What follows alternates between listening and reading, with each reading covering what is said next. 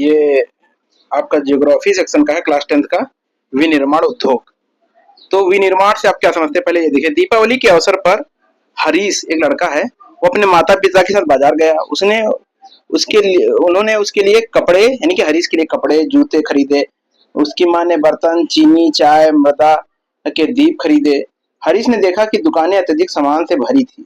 चीजों में इतनी अधिक मात्रा को देखकर वह हैरान था। उसके पिताजी ने समझाया कि जूते, कपड़े, चीनी आदि बड़े उद्योगों से मशीन द्वारा बनाए जाते हैं। बहुत सारे कपड़े देखा उसने, तो वो सोचने लगा ये आए कहाँ से इतने ज्यादा। तो उनके पापा ने बताया कि जूते, कपड़े और चीनी जो थे, ये बड़े उद्योगों में मशीन द्वारा बनाए जाते हैं। छोटे उद्योगों में बर्तन बनाए जाते हैं, जैसे दीप, जो मिट्टी का दिया होता है। जैसे चीजें व्यक्तिगत तौर पर कारीगरों के घरेलू उद्योग से बनाई जाती है, मतलब घर पे ही वो लोग बना लेते हैं, कुम्हार लोग, है ना। तो अब देखिए, कच्चे पदार्थ को मूल्यवान उत्पादन में परिवर्तित कर अधिक मात्रा में वस्तुओं का उत्पादन को विनिर्माण या वस्तु निर्माण कहा जाता है। अब यहाँ से एक अच्छी सी डिफिनेशन बन गई।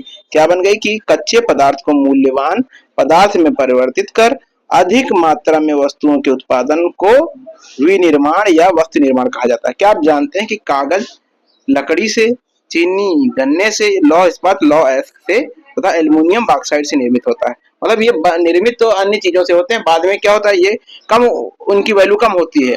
जैसे कि कागज, कागज कहाँ से बनता है, लकड़ी से। लकड़ी की उतनी कीमत नहीं जितनी कि कागज की होती है। और जो गन्ने से बन रहा है, देखिए गन्ना उतनी ज्यादा नहीं वो होता है, लेकिन चीनी जो बनती है वो महंगी भी बिकती है। तो क्या आप ये जानते हैं कि कई किस्म के कपड़े ऐसे रेशों से बनते हैं जो रेशा उद्योग से संबंधित है, मतलब अलग अलग रेशों से बनते हैं। जैसे सूती वस्त्र हो गए, रेशमी वस्त्र हो गए, है ना। तो अलग अलग कुछ होते हैं जो कि आपके सिंथेटिक फाइबर होते हैं, जो कि कृत्रिम रेशे जिन्हें कहा जाता है ना।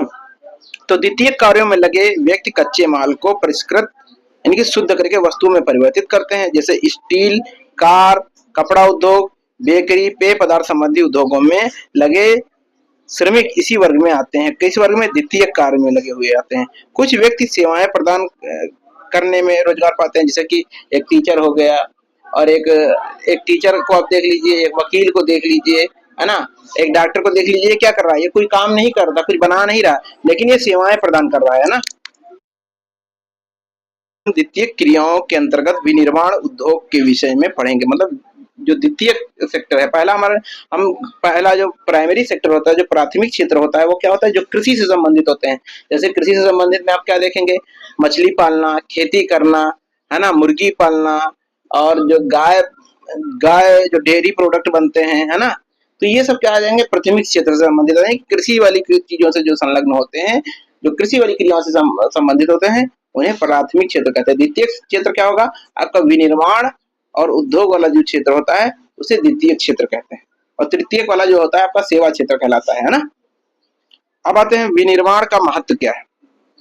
विनिर्माण उद्योग सामान्यतः विकास की तथा विशेष आर्थिक विकास की रीढ़ समझा जाता है। मतलब यूं कहा जाए कि विनिर्माण ही मेन सबसे आर्थिक विकास की मेन रीढ़ होता है। जैसे किसी देश में खूब ज्यादा देखिए विनिर्माण हो रहा है, तो उसे प्रगतिशील देश माना जाएगा। हमारे देश में अभी ये चीजें थोड़ा सा कम है। हमारे भारत देश में ऐसी विनिर्माण कम से कम हो रहा है। जैसे कुछ चीजों का निर्माण हो रहा है तो हम बाहर अन्य देशों पे डिपेंड होते हैं। जैसे देखिए बहुत सारे मोबाइल्स हैं, या बहुत सारी कुछ स्पेशल टाइप की कारें हैं, कुछ इलेक्ट्रिक सामान है, तो ये हमारे देश में उत्पादन कम हो पा रहा है। तो विनिर्माण क्षेत्र में कहीं ना कहीं देखिए क्या है, हम पीछे हैं। और यही जो कि रीढ़ होती है, जहां विनिर्माण क्षेत्र जितना अच्छा होगा, वो देश उतनी ही ज्यादा तरक्की करेगा, है ना। तो विनिर्माण उद्योग न केवल कृषि के आधुनिकीकरण में सहायक है, वरन द्वितीय व तृतीय सेवा रोजगार उपलब्ध कराकर कृषि पर हमारी निर्भरता को कम करता है। जैसे अगर जो विनिर्माण ज्यादा होगा, तो लोग कृषि की तरफ कम डाइवर्ट होकर विनिर्माण क्षेत्र में लगेंगे। जो लोग कृषि क्षेत्र में जो मजदूर लगे रहते थे, जैसे कृषि क्षेत्र में क्या होता है, कुछ जो आप जानते हो उसे छिपी हुई बेरोजगारी कहते हैं। मुझे जरूरत है 5 लोगों की, उसमें कर रहे हैं 8 लोग काम, तो 3 लोग अगर जो हटा दिए जाए, तो कोई किसी उत्पादन में कोई प्रभाव, कोई मतलब कोई चेंजेस नहीं आता, कोई परिवर्तन नहीं आता। तो इसी बेरोजगारी को कहते हैं छिपी हुई बेरोजगारी, कि 3 लोग जो है वो बेरोजगार ही कहे जाएंगे। तो वो अगर जो विनिर्माण क्षेत्र ज्यादा प्रोग्रेसिव है, ज्यादा ही उन्नतशील है, तो वो जो 3 लोग जो कृषि कार्य में लगे थे, वो कहाँ से कहाँ डाइवर्ट हो जाएंगे, ये डाइवर्ट हो जाएंगे किधर, हमारे विनिर्माण क्षेत्र में कृषि वाले, तो यहाँ पर रोजगार के अवसर उपलब्ध होंगे, है ना, और कृषि पर दबाव भी कम होगा।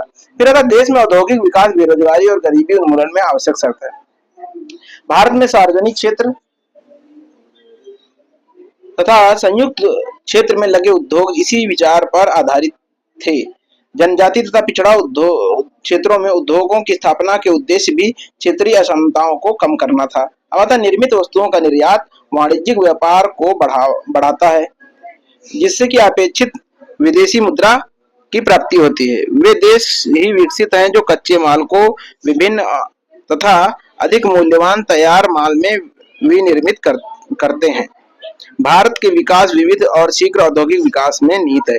कृषि तथा उद्योग एक दूसरे से पृथक नहीं है, ये एक दूसरे के पूरक है। मतलब कृषि और उद्योग, कहीं ना कहीं कृषि का जो जो कच्चा माल होता है उद्योग का, वो हमें कहाँ से मिलता है? कृषि से ही मिलता है। जैसे कि कॉटन, जो कॉटन इंडस्ट्रीज होती है, जो कपड़ा उद्योग होता है, सूती कपड़ा उद्योग, तो उसमें से हमको कहाँ से कच्चा माल मिल रहा है? कॉटन हमको कहाँ से मिल रहा है? ये कृषि से मिल रहा है। रेशम वस्त्र उद्योग में हमको रेशम कहाँ से मिल रहा है?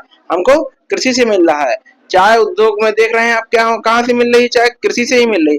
तो बहुत सारी चीजें जो हैं, जो हमें कहाँ से मिल रही हैं, बहुत सारे उद्योगों के लिए। जैसे कच्चा माल हमको कहाँ से मिल रहा है? जैसे कागज उद्योग है, तो कच्चा माल हमको कहाँ से मिल रहा है? कृषि से ही मिल रहा है। लकड़ी से होता है तो लकड़ी से ही मिलेगा, है ना। तो इसके लिए ही ये दोनों एक दूसरे से पृथक नहीं है, एक दूसरे पर पूरक है, निर्भर है। उदाहरण के लिए भारत में कृषि पर आधारित उद्योगों ने कृषि पैदावार बढ़ोतरी को प्रोत्साहित किया। ये उद्योग कच्चे माल के लिए कृषि पर निर्भर थे। इसके लिए उत्पाद जैसे सिंचाई के पंप, उर्वरक, कीट। अब देखिए, जहाँ पर उद्योग ज्यादा अच्छे होंगे तो वहां पर जो कृषि की वस्तुएं होंगी वो भी अच्छी मिलेंगी। जैसे कि क्या, सिंचाई के लिए पंप वहां पे मिल जाएगा, उर्वरक जो खाद होती है वो मिल जाएगी, कीटनाशक दवाएं मिल जाएंगी, प्लास्टिक पाइप मिल जाएगी, मशीनें और तो कृषि औजार आदि भी क्या है, आदि पर किसान निर्भर है। इसीलिए विनिर्माण उद्योग के विकास और स्पर्धा से न केवल कृषि उत्पादन को बढ़ावा मिला, अपितु उत्पादन प्रक्रिया भी सक्षम हुई। आज वैश्वीकरण के युग में हमारे उद्योग को अधिक प्रतिस्पर्धी और सक्षम होने की आवश्यकता है। केवल आत्मनिर्भरता ही काफी नहीं है, हमारी वस्तुएं गुणवत्ता में अंतर्राष्ट्रीय स्तर की हों, तभी हम अंतर्राष्ट्रीय बाजार में प्रतिस्पर्धा कर पाएंगे। आते हैं उद्योगों का वर्गीकरण। क्या कैसे होता है, इनको कैसे बांटा जाए उद्योगों का भाई, कि उद्योगों को बांटा कैसे जाए? उद्योग समझ रहे हैं ना, कि बड़े बड़े इंडस्ट्री लगाना किसी चीज के लिए। जैसे आप देखे होंगे कि एक गन्ने के चीनी के लिए चीनी का एक प्लांट बना दिया, वहाँ चीनी बनती है। सीमेंट का एक प्लांट बना दिया, सीमेंट बनती है ना। तो इसी तरह जो सूती वस्त्र उद्योग के लिए होगा, कागज के लिए होगा, तो ये उद्योग है।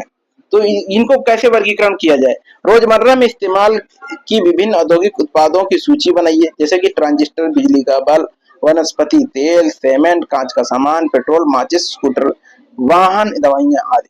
इसे हम विशेष मापदंडों के आधार पर विभिन्न उद्योगों का वर्गीकरण करते हैं, तो विनिर्माण में आसानी से समझ सकेंगे। उद्योगों को निम्न प्रकार से वर्गीकृत कर सकते हैं। जैसे कृषि पर आधारित कैसे होगा, सूती वस्त्र हो गया, ऊनी वस्त्र हो गया, पटसन हो गया। पटसन समझ रहे हैं ना, जो एक जो आपका जो जूट से बनता है पटसन। जूट जो जो आप देखें, जूट की बोरी जो होती है, जूट की बोरी जो चीनी की बोरी होती है मोटी सी, वो जूट की ही होती है, और वो जो होता है पटसन से बनता है। रेशम हो गया, रेशम वस्त्र, रबर, चीनी, चाय, कॉफी तथा वनस्पति तेल, ये कहाँ से मिल रहे हैं हमको? ये कृषि पर आधारित है। अब खनिज आधारित क्या हो गया? लोहा इस्पात हो गया, सीमेंट हो गया, एल्यूमिनियम हो गया, मशीन हो गया, औजार हो गया, पेट्रोल, रसायन, ये क्या है? ये निर्भर है खनिज पर। अब आता है भूमिका के आधार पर। अब भूमिका के आधार पर आप जैसे यहाँ पे वर्गीकरण किस पे किया गया, कि उनके कच्चे माल की प्रकृति पर। अब हम अगर जो कहेंगे कि भूमिका के आधार पर, तो आधारभूत उद्योग और उपभोक्ता उद्योग। आधारभूत उद्योग क्या होते हैं? जिनके उत्पाद जिनके उत्पाद या कच्चे माल पर दूसरे उद्योग निर्भर हैं, जैसे लोहा इस्पात, तांबा प्रगलन और एवं एल्युमिनियम प्रगलन उद्योग। अब आता है उपभोक्ता उद्योग। जो उद्योग उपभोक्ता को सीधे उपयोग हेतु हेतु प्रयोग में होते हैं, वो होते हैं उपभोक्ता उद्योग, जैसे कि चीनी, दंतमंजन, कागज, पंखे, सिलाई मशीन आदि। आगे देखिए, पूंजी विनिवेश के आधार पर। अब पूंजी पूंजी के आधार पर कैसे होते हैं, कौन कौन से होते हैं? पहले आपने दो पढ़ा, पहले पढ़ा क्या? कि भूमिका के आधार पे पढ़ा आपने और कृषि के कच्चे माल के आधार पे पढ़ा। अब आप देखेंगे कि पूंजी निवेश, पूंजी तो समझ ही रहे ना कि पैसे किस तरह से उसकी पूंजी, पूंजी में कई चीजें आ जाएंगी, भूमि आ जाएगी, उसमें श्रमिक आ जाएंगे और जो आप धन लगाएंगे, है ना। अब क्या है, पूंजी निवेश के आधार पर क्या है, एक लघु उद्योग को परिसंपत्ति की एक इकाई पर अधिकतम निवेश के परिप्रेक्ष्य में परिभाषित किया जाता है। यह निवेश सीमा तथा समय के साथ परिवर्तित होती रहती है।